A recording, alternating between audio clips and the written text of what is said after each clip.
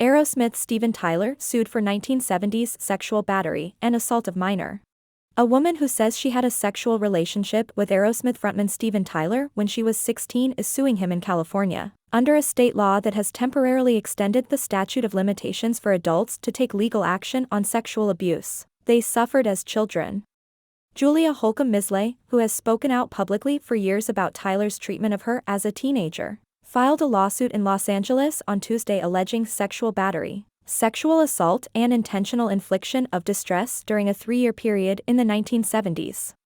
Because I know that I am not the only one who suffered abuse in the music industry, I feel it is time for me to take this stand, Misley, now 65, said in a statement. She said the goal of her lawsuit was to make the music industry safer, expose the predators in it, and expose those forces in the industry that have both enabled and created a culture of permissiveness and self-protection of themselves, and the celebrity offenders among them. While the lawsuit does not name Tyler, referring to him only as Doe 1, a well-known musician and rock star, the complaint quotes directly from Tyler's 2011 memoir, Does the Noise in My Head Bother You?,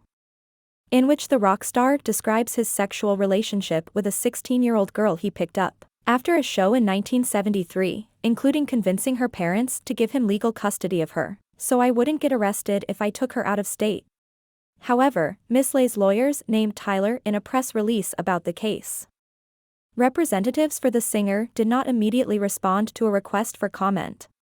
In the lawsuit, Misley says that the rock star met her after a concert in Portland in 1973, when she had just turned 16, and that he took her back to a hotel, where she told him her age and described her troubled family background.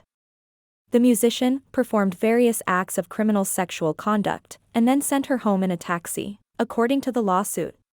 He soon followed up to offer her a ticket to another show, saying he would buy the plane ticket so that she could travel separately from him since she was a minor and could not travel with him across state lines.